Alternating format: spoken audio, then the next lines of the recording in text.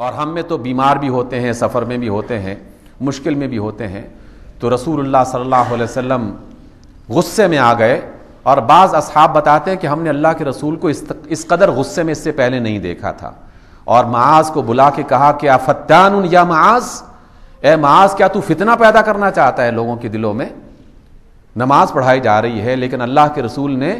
لوگوں کی اس تنگی اور نماز سے بیزاری کو فوراً محسوس کر لیا اور سمیل کرتے ہوئے فرمایا کہ افتان یا معاذ، اے معاذ کیا تو فتنہ پیدا کرنا چاہتا ہے؟ یعنی لوگوں کو نماز سے بیزار کرنا چاہتا ہے کیا؟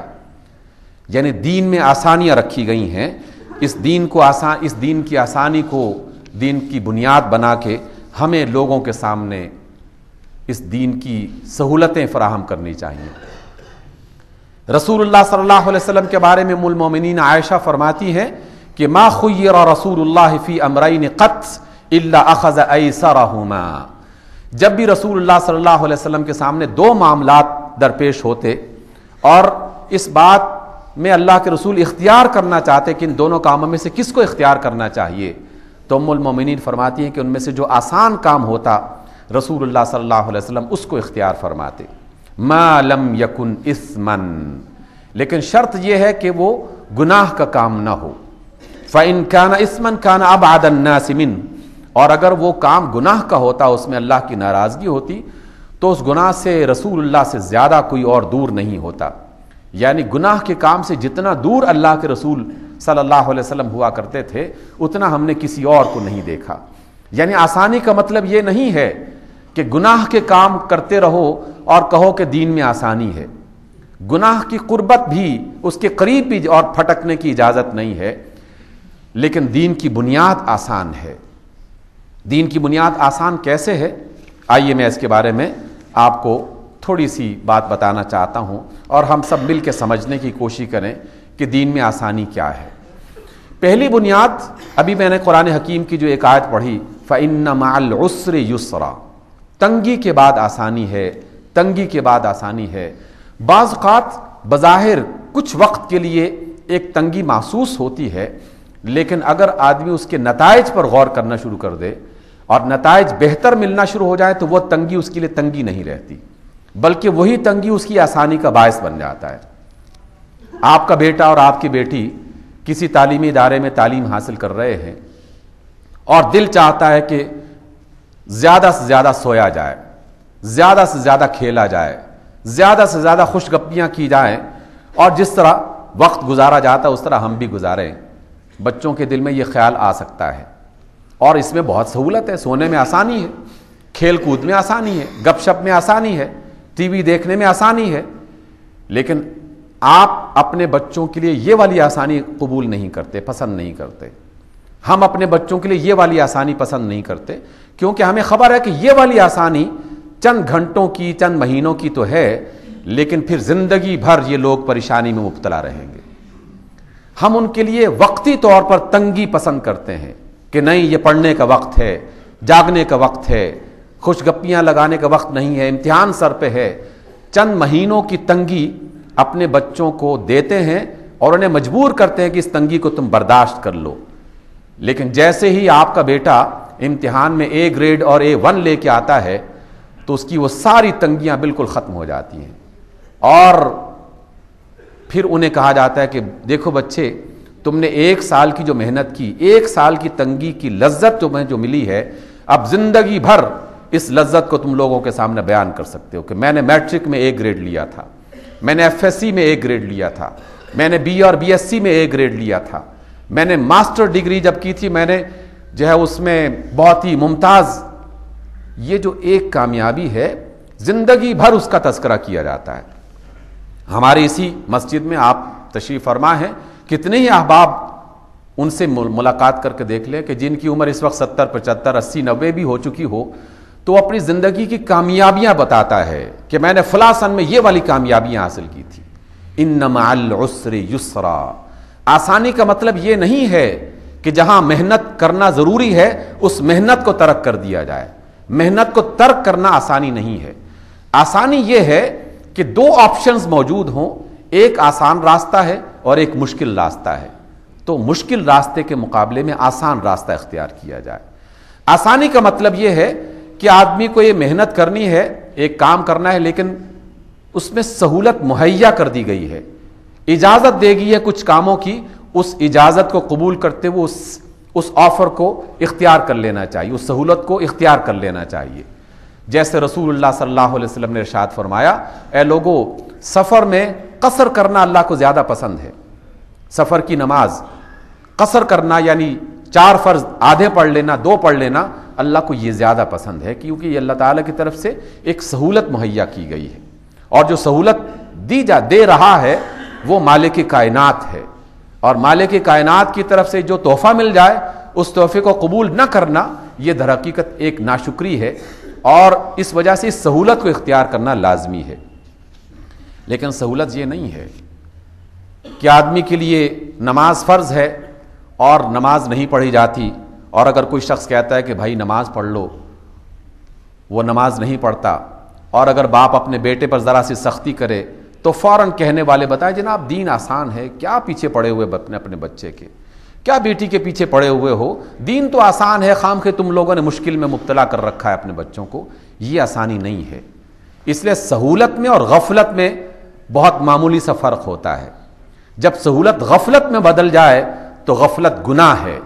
غفلت ناپسندیدہ عمل ہے، لیکن سہولت اللہ کی طرف سے نعمت ہے، اللہ کی طرف سے عطا ہے۔ سہولت کو اختیار کرنے میں برکت ہے، اور غفلت کو اختیار کرنے میں اللہ تعالیٰ کی ناراضگی ہے۔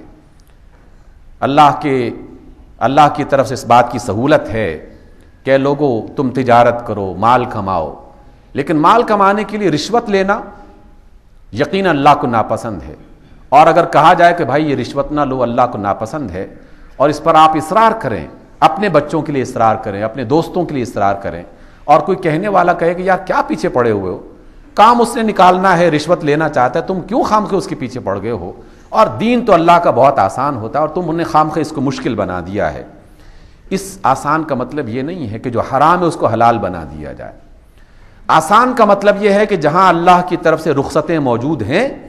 ان رخصتوں کو پابند نہ کیا جائے، ان کو محدود نہ کیا جائے، جتنی وسعتیں اللہ اور اس کے رسول نے دے رکھی ہیں ان وسعتوں سے ضرور فائدہ اٹھایا جائے، اور جہاں باؤنڈری لائن آ جائے، آخری حد آ جائے، تو اس حد کے بعد پھر مزید ایک قدم آگے بڑھانے کی ضرورت نہیں ہے۔ رسول اللہ صلی اللہ علیہ وسلم نے بڑے خوبصورت طریقے سے اس کی وضاحت فرما دی۔ حضرت ثعلبہ الخشنی فرماتے ہیں کہ رسول اللہ صلی اللہ علیہ وسلم نے ارشاد فرمایا، ان اللہ تعالی فرض فرائض فلا تضيعوها، اے لوگو اللہ نے کچھ چیزیں فرض کر رکھی ہیں، فرض کی جانے والی چیزوں کو ضائع مت کرو، یعنی فرض کو ختم مت کرو، فرض میں کوتاہی مت کرو، فرض میں کوتاہی کی اجازت نہیں ہے۔ وحدد حدودا فلا تعتدوها، کچھ باؤنڈری لائنز متعین کر دیے ہیں، کچھ دائرے لگا دیے ہیں کچھ کاموں کے گرد، ان دائروں کو کراس مت کرو، اس حد کو پار مت کرنے کی کوشش مت کرو۔ وحرم اشیاء فلا تنتہکوها، کچھ چیزوں کو حرام کر دیا ہے اور اس کی حرمت کو پامال مت کرو، جس چیز کو حرمت دے دی گئی ہے اس کی حرمت کو پامال مت کرو۔ وسکت عن اشیاء رحمتا بکم، اور کچھ چیزوں کے بارے میں اللہ نے خاموشی اختیار کر رکھی ہے رحمت کی بنیاد پر، وہ تم سے بھلائی چاہتا ہے، تمہارے لیے آسانی چاہتا ہے، اس لیے بہت سارے معاملات کے حوالے سے اللہ نے خود خاموشی اختیار کر رکھی ہے۔ تو جس کام کے معاملے میں یا جس معاملے کے حوالے سے اللہ کی طرف سے کوئی حکم آپ کو نہ ملے تو سمجھ لیجئے کہ وہ کام آپ کے لیے جائز ہے۔ کیسا آسان دین ہے کہ دنیا بھر میں یہ بات کہی جاتی ہے کہ جب تک تم اپنے آپ کو بے گناہ ثابت نہ کرو اس وقت تک تم ملزم سمجھے جاؤ گے، اس وقت تک تم پر جرم کا ارتکاب ہو سکتا ہے اور تہمت لگی جا سکتی ہے۔ لیکن دین اسلام ہمیں یہ تعلیم دے رہا ہے کہ جب حرام کا حکم آ جائے تو وہ چیز حرام ہے، اور جس چیز کے بارے میں حرمت کا حکم نہیں ہے وہ سب کا سب حلال ہے، وہ سب کا سب حلال ہے۔ جس کے بارے میں اللہ کی طرف سے حکم نہیں آتا تو اس کے بارے میں کھوج کرید کرنے کی ضرورت نہیں ہے، خام خواہ پریشان ہونے کی ضرورت نہیں ہے کہ یہ والا کپڑا، یہ والا کھانا، یہ والا پھل، یہ والی سبزی، یہ والا کام اگر تو کسی حوالے سے اللہ اور اس کے رسول کا حکم موجود ہے تو پھر اس کے قریب مت پھٹکیے، اور جس کے بارے میں کوئی حکم نہیں ہے تو سمجھ لیجئے کہ اللہ رب العزت نے ہمیں آزادی دے رکھی ہے اور اس کی اجازت مرحمت فرمائی ہے، یہ اس کی طرف سے رحمت ہے۔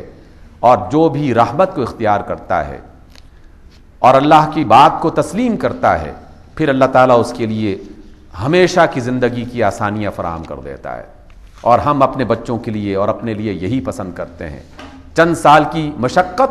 اور پھر زندگی بھر کی سہولت۔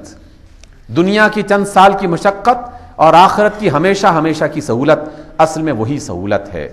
اور اللہ رب العزت نے سورہ لیل میں یہ ارشاد فرمایا، اور اس پر بات ختم کرتے ہیں، فَأَمَّا مَنْ أَعْطَى وَاتَّقَى وَصَدَّقَ بِالْحُسْنَى فَسَنُيَسِّرُهُ لِلْيُسْرَى۔ جس نے اللہ کے نام پر اللہ کی مخلوق میں تقسیم کیا، جو اللہ سے ڈرتا رہا، اللہ کا تقوی اختیار کرتا رہا اور اچھی بات کی تصدیق کرتا رہا، اچھی بات بتاتا رہا، تو ہم اس کے لیے سہولتیں بنا دیں گے، اس کے راستوں کو آسان کر دیں گے اور اسے آسان زندگی کی طرف رہنمائی کریں گے اس کی۔ وَأَمَّا مَنْ بَخِلَ، لیکن جس نے بخل اور کنجوسی کا راستہ اختیار کیا، وَاسْتَغْنَى، اور اللہ سے جو بے پرواہ ہو گیا، وَكَذَّبَ بِالْحُسْنَى، اور نیک بات کا، اچھی بات کا اس نے انکار کرنا شروع کر دیا، اس کی تکذیب کرنا شروع کر دی، فَسَنُيَسِّرُهُ لِلْعُسْرَى، ہم پھر اس کے راستے کو آسان بنائیں گے، لیکن اس کا انجام بہت ہی مشکل ہو جائے گا۔ وہ پھسلتا چلا جائے گا، لیکن جب وہ اس منزل پہ پہنچے گا تو اس منزل پہ پہنچنے کے بعد سوائے تنگی کے، سوائے عذاب کے، سوائے مشقت کے، سوائے پریشانی کو اسے کچھ حاصل نہیں ہوگا۔ اس لیے سامعین محترم، اللہ کا دین جو نبی رحمت علیہ الصلوۃ والسلام ہم پر ہمارے سامنے لے کے آئے، وہ دین اپنی طبیعت کے اعتبار سے، اپنی سرشت کے اعتبار سے، اپنی بنیاد کے اعتبار سے آسان ہے۔ ہمارے لیے سہولت ہی سہولت ہے، اس میں ہر کام میں سہولت ہے۔ اس میں غور کر لیجئے، کسی بندے کو 1 روپیہ دے کر آپ کے دل میں جو احساس پیدا ہوتا ہے اس کا اندازہ لگا لیجئے، اور کسی سے 1 روپیہ چھین کر جو آپ کے دل میں احساس پیدا ہوتا ہے اس کا اندازہ لگا لیجئے۔ فیصلہ خود ہی ہو جائے گا کہ سہولت کہاں پہ ہے، راحت کہاں پہ ہے، قرار کہاں پہ ہے اور چین کہاں پہ ہے۔ آئیے اس آسان دین کو اختیار کریں اور اپنی زندگی کو سہولت سے بہرور کریں، اور آخرت بھی انشاءاللہ سہولتوں سے بھر جائے گی۔ اقول قولی ھذا واستغفر اللہ لی ولکم۔